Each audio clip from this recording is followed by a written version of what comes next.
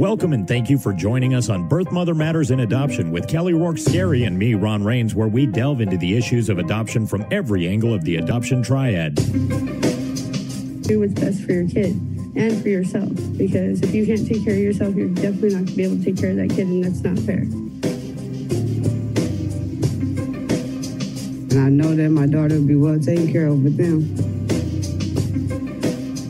Don't have an abortion. Give this child a chance.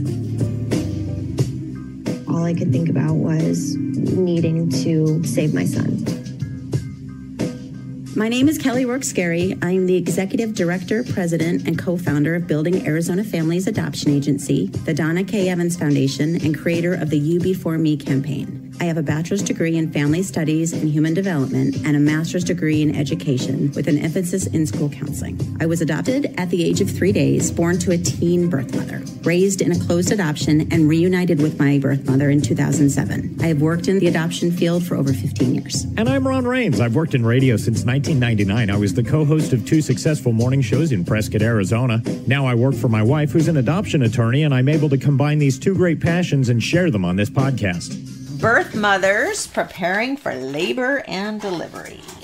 When you are working with an adoption agency and you're pregnant and you have created an adoption plan, when you're about 32 to 34 weeks, it's time to start talking with your adoption specialist about how you would like your hospital experience to go. For some women, that's a hard conversation because, again, it's like when you're choosing an adoptive family, things become more real. It's concrete again, okay. It is. It's one of those milestones as you're walking through your adoption plan. Up till that point, you can't even really picture going, oh, I will be in the hospital having a child. Right.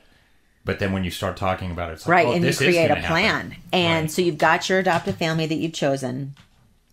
Now you're creating a plan. And in that plan, you specify how you want everything to go. And the reason for it is it's almost like a letter to the hospital to say, hey, when I go to the hospital, I want either the adoptive family, my caseworker, or this person or my friend in the delivery room. I want baby handed to me, or I don't want to see baby at all, depending on what the preferences are. I want so-and-so to cut the cord. You know, everybody has their own vision of what it will look like. Some women, if I've had children before, don't want to initially see the baby. And I think it's always good at some point to see the baby, to say goodbye. It's hard, but then you do have finality in that aspect. Right. And you'll always have that memory of, Correct. And my biological mother did not have an opportunity to have that moment. No. And that haunted her. And so I always recommend that you at least at some point during your hospital stay, at least take some time with the baby. Okay. If you're worried about struggling with bonding and attachment, maybe do incremental visits with the baby, maybe 15, 20 minutes every couple hours. And that way... And then taper it off. Right. And not have these extended periods, because those extended periods are where it starts to get really hard. So when you are creating a hospital plan, again, this is something that you write out. It's sent over to the hospital so everybody understands exactly what your wishes are. Sometimes adoptive moms are in the delivery room. Sometimes adoptive dads are in there and they stand up with the head behind your shoulder. A lot of times the caseworkers are in there helping them coach through labor and delivery and really just showing support for the birth mother in her most vulnerable time. Right. During labor and delivery, and then when it's time to say goodbye to the baby and in the hospital. And a lot of times that's not even the goodbye, because these are open adoptions. And so there's another visit before the family leaves the state, and then phone calls and Skypes and visits. And it's just like a see you later. Okay. But when you create a hospital plan, it also gives the adoptive family a really clear picture of what you want. So they know what's expected of them as well. Correct. From the birth mother. Because most hospitals, if there is occupancy, at least in the state of Arizona, if they have the occupancy to where it's okay, will allow the adoptive family to have a nesting room. So the babies can go back and forth between the birth mom's room and the adoptive parents' nesting room, which is really kind of neat because everybody gets to bond that way. The questions that you're going to be filling out in a hospital plan are like, who do you want to be with you during labor? And these are not set in stone.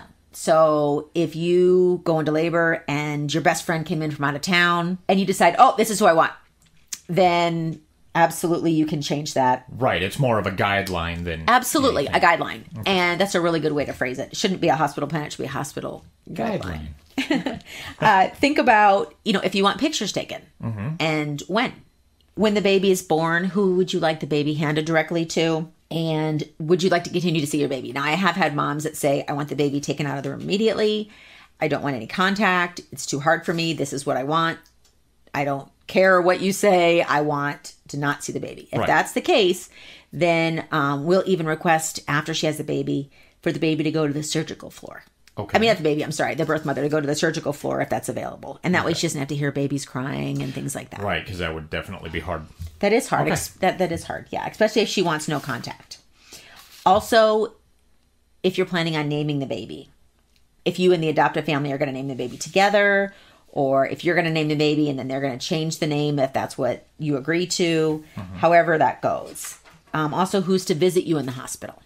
As an adoption provider, you've been part of thousands of adoptions over the years. Hundreds? Hundreds. Okay. Maybe 1,000. So what percentage actually make one of these hospital plans? 95. Okay, so most. And do they normally stick pretty closely? I would say to it? 80% of it. Sticks. Okay. And have you heard any really outlandish? Because I think of writers from rock stars and they have to have green M&Ms in the room and whatever else. Does anybody come up with something that you've been shocked by? Like, oh my God, I've never been asked that before. No. Okay. I would say probably the things that I would look at and be not surprised, but kind of like, okay, like the aversion to hospital food. They just fast food only. Okay, right. So we've got our caseworkers running to and from Burger King or whatever. Jack in the Box, right? Yeah, I don't know. Everybody's pretty, even keel. Okay, and pretty standard. The hospital is a really emotional situation for everybody. I mean, there's joy, there's tears.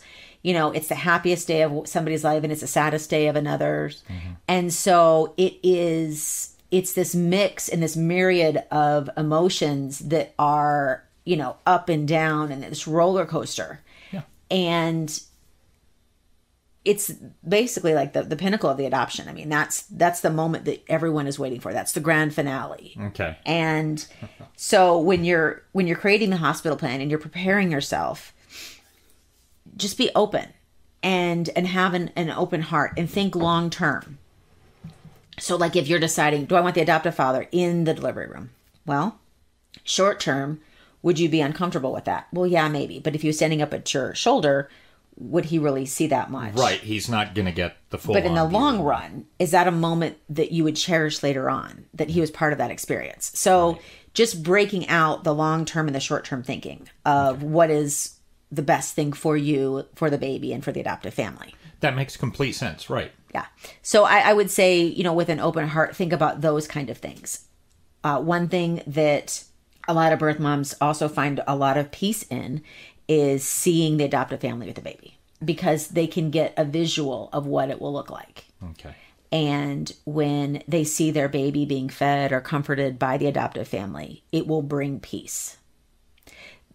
Yes, there'll be some jealousy and it will be hard. Right. But they can also, ultimately, again, concretely see that this is something that they're helping to facilitate for a family and for their child.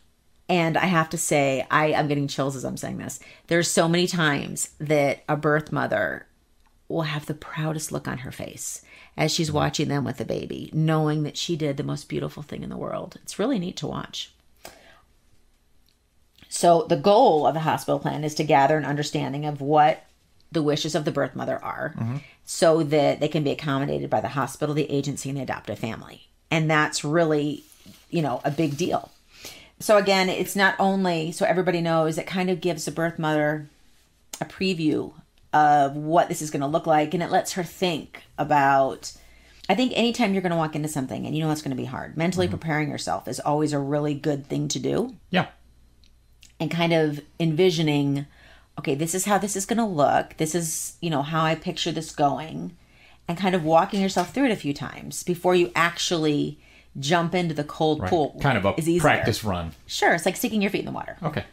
And testing it out. And not to mention, we've talked many times about how the reality never is quite what your perception of it is, but at least it gives you some idea of what you're heading into when you go into the hospital. Okay. Yeah. So I think when you are at that moment where you're sitting down with your caseworker and you are starting to create your hospital plan, I think the best thing that you can do is ask your caseworker what other people have done in the past, what she or he has seen, what works really well. Different hospitals have different rules and regulations and how they do things and how they handle adoptions, and gather all the information and then make an educated choice, and know that regardless of whether you choose who's going to be in the delivery room and who's not going to be, and how many minutes you want to hold the baby afterwards, you're going to make the right choices. And having faith in yourself and believing in what you're doing is the most important thing in the end. What I liked about Building Arizona Families is they didn't try to push me in one direction or another. I explained, why I was interested in it and asked a lot of questions, and they were open and honest, answered my questions very well.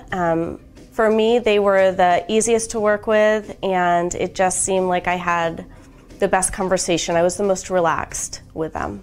Be open and honest with what's important to you and how you feel and what you're looking for, and expect that same respect back to you.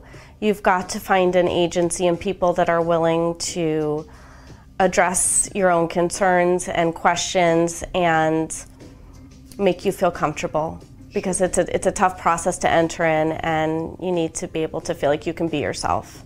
The agency is very supportive, and they are really there to help you with each step of the way. They just provide a lot of guidance when you need it most, and they're very honest and transparent with the process. We have a pregnancy crisis hotline available 24/7 by phone or text at 623-695-4112, or you can call our toll-free number 1-800-340-9665. We can make an immediate appointment with you to get you to a safe place, provide food and clothing, and started on creating an Arizona adoption plan, or give you more information. You can check out our blogs on our website at azpregnancyhelp.com. Thank you for joining us on Birth, Mother Matters, and Adoption, written and produced by Kelly Rourke-Scary and edited by me, Ron Rains.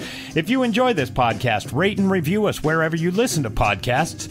And as always, thanks to Grapes for letting us use their song I Don't Know as our theme song. Join us next time for Birth, Mother Matters, and Adoption. For Kelly Rourke-Scary, I'm Ron Rains, and we'll see you then.